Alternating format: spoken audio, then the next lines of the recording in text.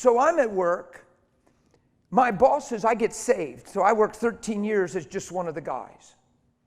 So I pilferaged. I worked in a food warehouse. There was times I ate things, broke open things, saw things broke open and ate it. When the lights went out, it's not a joke. When we had power outages, me and two guys would run to the crab meat section. We knew how to get there in the dark. We would run to the crab meat section when I wasn't saved. And man, we would bust open crab meat. And when the lights would come on, the place smelled like crab meat, and you smelled like crab meat. But because they didn't see you eating it, you can't even get crab off you. But man, we got it in us. We cans, just globs of crab meat stuffing like pigs in the dark. It's amazing what happens in the dark. So when I got saved, I did this general assessment. I don't know how accurate it was, but I tried to make it a little above, and I actually felt like I robbed the company. I stole about $700 worth of food from the company over the years, 13 years of just breaking open cases. So I went to my supervision, the head guy in the plant, and I apologized and repented and confessed that I had done these things for 13 years, that Jesus changed my life, but I need to make this confession. I can't live in this secret. And I had a check written, personal check, to the company for that amount to reimburse them for what I'd stolen. And if he felt like it was right through my confession to terminate me, that would be his call. But I assured him I was a different man and I would do my work unto the Lord, but I want to make peace and do this right. Wow. That was practical. I made a wrong thing right in the sight of men. I took responsibility for something I was doing, saying, it's not me anymore, and I'm so sorry. It's the only way I know to make it right. And you can look me in the eyes, I'll assure you it'll never happen again. He so respected that, it freaked him out. He was like, you're confessing this? You want to pay me a check for? I said, absolutely, it's my conscience before the Lord. I'd be honored if you take it. He said, there's no way I'm taking it. I'm excited that you've changed. Wow. And I went, oh, okay. So I started, there's union, there's precarious things, it's seniority, it's, hey, you don't have to do this job, bump it down, hey, you don't have it. So the bottom guy gets all the junk. And I started realizing that, and I'm thinking, the poor bottom guy, like the bottom guy, he might have got hired 2 weeks later than you. And he's getting the worst job because he's 2 weeks later than you. And union is so big on that stuff, the employees. And so I'm union now, and the bosses started to read me as a yes man.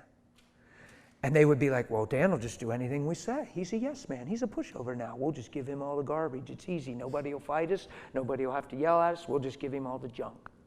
So they'd call me up, and I had a pretty good seniority, and they'd call me. I had 13 years under my belt. They'd call me up and say, here, I got a load for you here. I got a backhaul for you here. And he'd give me some real super undesirable across the board to the workers job. And I'd look and I'd say, thank you, boss. And I appreciate it, and I was glad to have a job. I went and tore that thing up, bang, boom, did it under God. I'd go back up and get another one. My coworkers started to get mad at me. So I got the bosses playing me because I'm a yes man. Now the coworkers are mad because I won't bump it down. And they're saying I'm going to threaten them, and they're going to have to do what I'm doing, and they're going to have to, and I'm going to end up changing the union laws. Are you kidding me? You can bump it down if you want. Stop. You guys are reacting, right? So I didn't snap on them. I just said, guys, you're so reacting. What are you threatened by? I want to do the job. What do you mean you want to do the job? That's a piece of garbage. You don't want to do that job. Bump it down to Johnny. So Johnny should always have to do the garbage because he's in that position? Johnny doesn't have to come to work and do this every day. Come on, I'll do it. I'm glad they're giving me this job. I can do it. And I explained Jesus to him. Look, he never did anything wrong, and he hung on the cross for me. I can do this load for Johnny. And there wasn't a guy in there, even if he didn't agree, that couldn't understand and hear what I was saying. So you know what happened in a couple weeks? Because see, you could just go with the flow and make it easy. Okay, I'll just bump it down. Hey, I'm just here. I just want peace. I want you guys off my back. The bosses are using me. They think I'm a yes man, so they're giving me the garbage every day. You could think that if you want, and then go and sing hallelujah and raise 2 hands. I'm not going to live that way. I'm going to take the thing, be thankful, do it unto the Lord, spare Johnny, and tell my coworkers to chill. You know what happened? in the course of 2 years, probably more than I realize or could number of my coworkers got born again. A supervisor shortly after this whole scenario called my home on my day off and asked if he could talk to me in a mealy mouth voice and tentative. And I said, man, you called. It's okay. Talk to me. What's going on? He said, I don't understand how you live the way you do.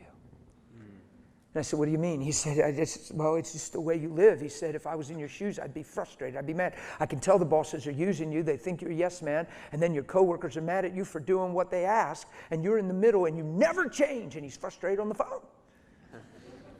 And he said, I know you're going to tell me it's Jesus, but I don't understand. I said, oh, I can explain. You got a minute? And he said, yeah. And I began to talk. And next thing you know, he just drives over to my home, sits on my porch, cries, and gets born again. Why? Because I took the load. It's just simple. And because the next day I took the load. And I took the next one. And the next one. And because my attitude was different, it wasn't as hard as you think. Before I was saved, that load, I would have thought it was going to kill me. I would have dreaded the load. It would have seemed like it was going to take me 3 hours to do it. I'm saved. I knock it out in an hour and a half and feel great. Give me the next one. Let's roll, man. Wow. Come on. Your whole perspective's changed in love. Because it's never, ever about you. It's about others.